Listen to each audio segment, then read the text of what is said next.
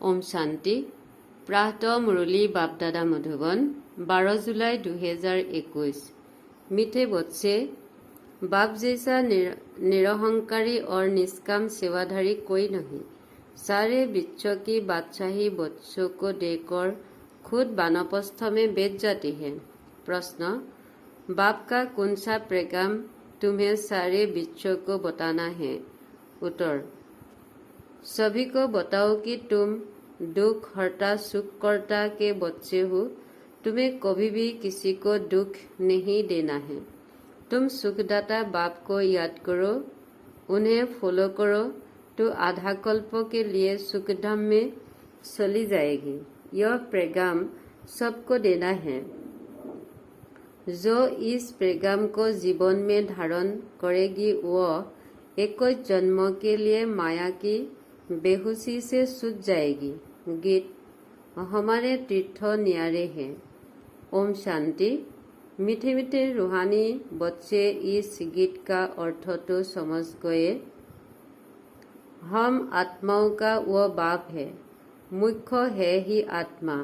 अभी तुम बच्चे जानते हो हमारे आत्मा परमपिता परमात्मा के सन्मुख बैठी है।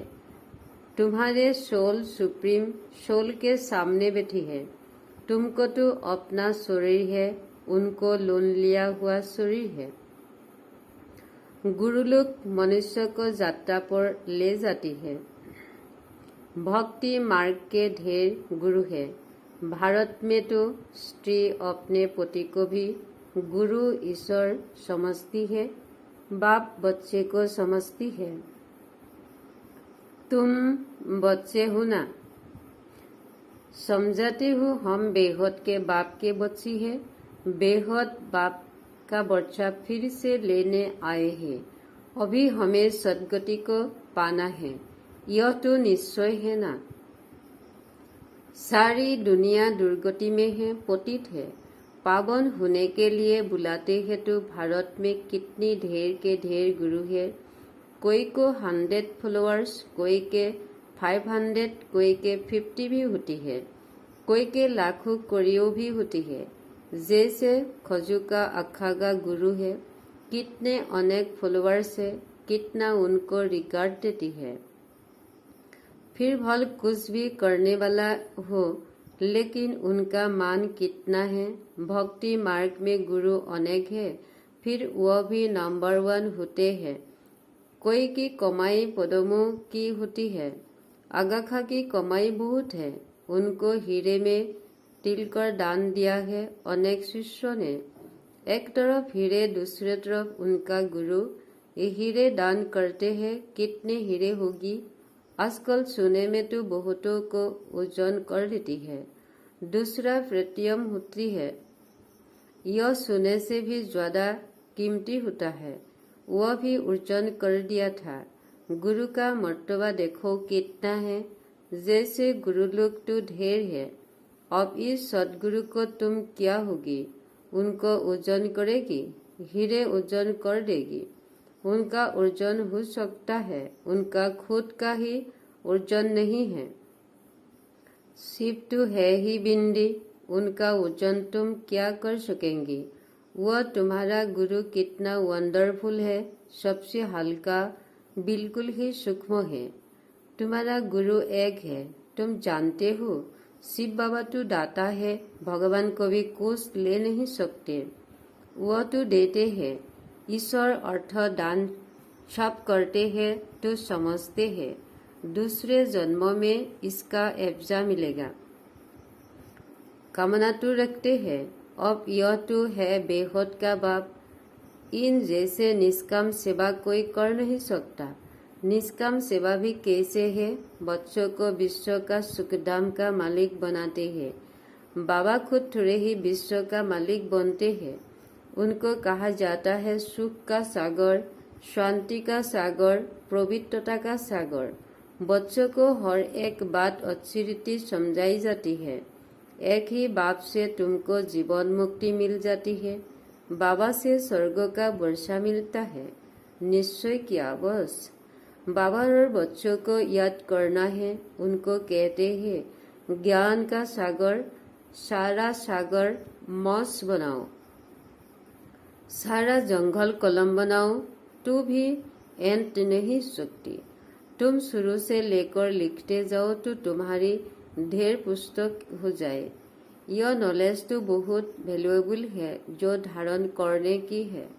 जानते हो यह कोई परंपरा तो चलती नहीं, अभी तुमको टॉन्ट मिलता है। बाप आकर बच्चों को अपना परिचय देती है, वही काफी है। बाप का परिचय देने से, रसता को जानने से रचना का भी ज्ञान आ जाता है। बुद्धि कहती है जो सतयुग में आते होगी उनके पुंजन जास्ती होगी। चक्र में जो पहले आए होगी वही आएगी। इस चक्र को भी अच्छी रीति समझाना। गीत में भी सुना हमारे तीर्थ न्यारे हैं, वह तो जन्म जन्मांतर तीर्थ यात्राएं आदि करती आई है। वह सिर्फ तुम्हारी एक जन्म की यात्रा है। इस रूहानी यात्रा में जरा भी कोई तकलीफ नहीं। ज्ञान देने वाला एक ही सदगुरु है। सदगति तो किसी के भी होती नहीं, वह है सुप्रीम ज्ञान का सागर। सर्व की सदगति हो जाती है, बाकी क्या चाहिए। तत्व भी सतोप्रधान हो जाती है। यहाँ तमोप्रधान है तो वायु आदि भी ऐसे हो तमोप्रधान होती है। कितने अर्थविभक आदि होते हैं। सतयुग में तो कोई भी दुख देने वाला चीज नहीं होगी। बाप है ही दुख हरता सुख करता। तुम उनके बच्चे हो, किसी को भी दुख नहीं देना है। सबको यह रास्ता बताना है सुख का वर्षा पाने का। अब बाप कहते हैं तुमको सुख हो देना है। बाबा तुमको आधा कल्प के लिए ऐसा सुख देते हैं जो वहाँ दुख का नाम नहीं रहता। तुम जानते हो बाप से एक कोई जन्म का वर्षा पाने हम यहाँ आए हैं। तुम स्टूडेंट हो ना, तुम्हारी दिल में ही कि शिव बाबा से स्वर्ग का सुख लेते हैं तो सब दुख दूर हो जाए। बाबा हमको संजीवनी बुद्धि देती है सुरजित होने के लिए। फिर एक कोई जन्म कभी मूर्छित नहीं होगी। वह संजीवनी बुद्धि है मन मना भव। सर्व का सदगति दाता एक ही बाप है। उनको निराकार निरहंकारी कहा जाता है। जिस टर्न में आते हैं वह भी साधारण है। बाप कहते हैं डियर चिल्ड्रेन, आई एम और ओबीडियंट फादर। बड़े आदमी हमेशा ऐसे लिखते हैं, आई एम ओबीडियंट सर्वेंट। अपने को श्री कभी नहीं लिखेंगे। आजकल तो लिखते हैं श्री श्री फलाना। आप ही अपने को श्री श्री लिखते रहती है। वह बाप है निराकारी निरहंकारी। अब तुम उनके सन्मुख बैठी हो। जानते हो वो हमारा बाप तीसर सदगुरु है। बाकी तो सब भक्ति मार्ग के अनेक गुरु है। गुरु को भी गुरु होती है, उनका कोई गुरु नहीं। यह सत बाबा सत तीसर सदगुरु है। तुम जानते हो आत्मा ही संस्कार सारण धारण कर रही है। बाबा भी आत्मा है ना, उनमें भी गुण है। तुम्हारे गुण अलग अलग हो जाती है। इस समय जो गुण तुम्हारे में है वही बाप के है। फिर सतयुग में तुम्हारे देवी गुण हो जाएगी। बाप ज्ञान का सागर प्यार का सागर है। कृष्ण की महिमा अलग है। शिव बाबा को हुलकला संपूर्ण नहीं कर सकते, वह तो स्थिर है। बाप कहते हैं यह टाइटल तुम मुझे नहीं दे सकते हो, मैं थोड़े ही भिखारी बनता हूँ जो फिर सर्वगुण संपूर्ण बनो। मेरी महिमा इन जैसे थोड़े ही करेंगी। इस नॉलेज को जिन्होंने कल्प पहले सुना है वही आएगी, आकर बाप से सुनेगी और बाप को याद करेगी। पिसारी को हाय हाय कर रोती है, फिर जय जयकार हो जाती है। अभी तुमने यात्रा का भी राज समझा है। इस यात्रा से फिर तुम कभी मृत्युलोक में लौटने नहीं हो। इन यात्राओं से फिर घर लौट आती है। कितनी मनुष्य स्नान करनी जाती है। भक्ति का विस्तार देखो कितना है। जैसे जार कितना बड़ा अथाह होता है, ऐसे तो बिल्कुल छोटा होता है। ऐसे भक्ति का भी विस्तार कितना है। ज्ञान का एक डुबका भी सदगति कर देता है। भक्ति में उतरती उतरती आधा कल्प लग जाता है। यहाँ तुमको सीढ़ी चढ़ने में 1 सेकेंड लगता है। लिफ्ट कितनी अच्छी है, नीचे से एकदम ऊपर अपने घर ले जाती है। इसको कहा जाता है चढ़ती कला सर्व का भला। सर्व का सद्गतिदाता एक बाप ही है। अब ज्ञान भक्ति का फर्क देखा। ज्ञान भक्ति वैराग्य है ना। सन्यासियों का है हद का वैराग्य बाप ने समझाया है। वैराग्य 2 प्रकार का है। एक है हद का वैराग्य, जिससे कोई सद्गति नहीं होती। दूसरा है बेहद का वैराग्य, जिससे तुम्हारी सद्गति हो जाती है। अभी सद्गति के लिए तुम बच्चों को श्रीमत मिलती है श्रेष्ठ से श्रेष्ठ बनने की। अब श्रेष्ठ दुनिया की स्थापना हो रही है श्रीमत पर। यह भ्रष्ट दुनिया रावण की मत पर बनी है। हम श्रेष्ठ बन रही है। यह बातें तुम ही जानो। दुनिया बिल्कुल नहीं जानती है। तुम्हारे लिए तो कहते हैं यह ब्रह्म कुमारियां विनाश कराने वाली है। सचमुच विनाश तो होना ही है। इसमें ही तो कल्याण होना है। कल्याणकारी बाप आते ही तो महाभारी लड़ाई लगती है। कहेंगी हमने कहा था ना कि ब्रह्म कुमारियां विनाश करेगी। बरोबर विनाश तो होना ही है। पुरानी दुनिया विनाश होगी। हम नई दुनिया स्थापन करते हैं। पुरानी के बाद नई जरूर है ही। कल्प कल्प विनाश होता है, तब भी भारत में स्वर्ग के द्वार खुलती है। परंतु वे लोग समझे कैसे? आगे चलकर बहुत समझेंगे। बाप जब आते ही तो पुरानी दुनिया सारी स्वाहा हो जाती है।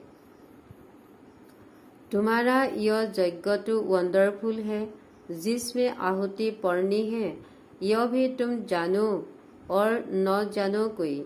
विजय तो पांडवों की होनी है और सब खत्म हो जाएगी।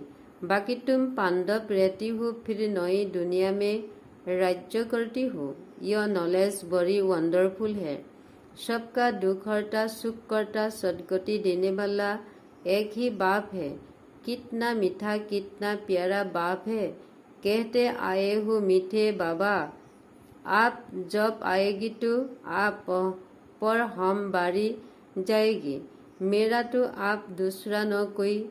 इसका मतलब यह नहीं कि घर बार सुर यहाँ आकर बैठेंगे। नहीं, गृहस्थ व्यवहार में भल रहो।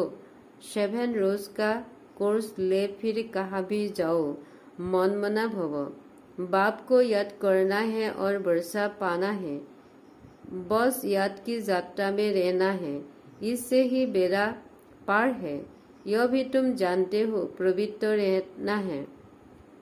सी दुनिया खाना आदि नहीं खाना है। मुरली तो मिलती ही है। कोई समय मुरली नहीं भी मिलेगी। आफ्टे जाएगी, हंगामा आदि हो जाएगा तो मुरली मिल नहीं सकेंगे। तुम इन आंखों से जो कुछ देखते हो वह नहीं रहेगा।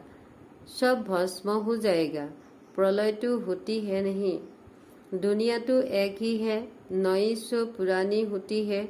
न्यू वर्ल्ड, ओल्ड वर्ल्ड कहा जाता है। अब तो कहेंगे यह ओल्ड वर्ल्ड है।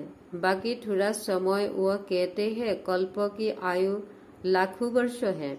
कलयुग के लिए कहते 40,000 वर्ष पड़ी है। वास्तव में 5,000 वर्षों का चक्र है। तुम्हारी बुद्धि में सारी नॉलेज है। मनुष्य तो बिल्कुल पत्थर बुद्धि है। एक्टर होकर ड्रामा के क्रिएटर डायरेक्टर को न जाने तो उनको क्या कहेंगे?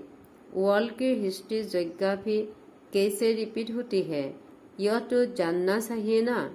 जो अच्छी रीति जानते हैं, बुद्धि में धारण कर औरों को धारण कराते हैं, वह उससे उस पाते हैं। बाप कहते हैं, जो नॉलेज मेरे में थे वह अब तुमको दे रहा हूँ। ड्रामा प्लान अनुसार मैं रिपीट कराता हूँ। मेरा भी ड्रामा में पार्ट है, भक्ति मार्ग में भी पार्ट बजाया। अब तुमको आकर अपना और रचना के आदि मय धन का परिचय देता हूँ। मैं भी ड्रामा के बंधन में हूँ। मैं आता ही एक बार हूँ अपना परिचय देने और रचना के आदिमय धन का नॉलेज सुनाने। अच्छा, मीठे मीठे सिकिलधे बच्चों प्रति माता पिता बाप दादा का याद प्यार गुड मॉर्निंग। रूहानी बाप की रूहानी बच्चों को नमस्ते। धारणा के लिए मुख्य सार नंबर 1, बाप समान ओबीडियंट बनना है। कभी भी किसी बात में अपना अहंकार नहीं दिखाना है। निराकारी और निरहंकारी होकर रहना है। नंबर 2, बाप टीचर और सदगुरु के कंस्टेंट को समझ निश्चय बुद्धि बन श्रीमत पर चलना है, रूहानी यात्रा पर चलना है। वरदान, व्यक्त में रहने अव्यक्त फरिश्ते रूप का साक्षात्कार कराने वाला शहीद वस्तुधारी और शहीद लाइटधारी भव। जैसे अभी सारू और यह आवाज फैल रहा है कि यह शहीद वस्तुधारी कौन है और कहाँ से आए हैं, ऐसे अब सारू और फरिश्ते रूप का साक्षात्कार कराओ। इसको कहा जाता है डबल सेवा का रूप। जैसे बादल सारू और छा जाते हैं, ऐसे सारू और फरिश्ते रूप से प्रकट हो जाओ। जहाँ भी देखो तो फरिश्ते हो नजर आए, लेकिन यह तब होगा जब शरीर से डिटेच होकर अंतर्वाहक शरीर से चक्र लगाने के अभ्यासी होगी। मंशा पावरफुल होगी। स्लोगन, सर्व गुणों व सर्व शक्तियों के अधिकारी बनने के लिए आज्ञाकारी बनो। ओम शांति।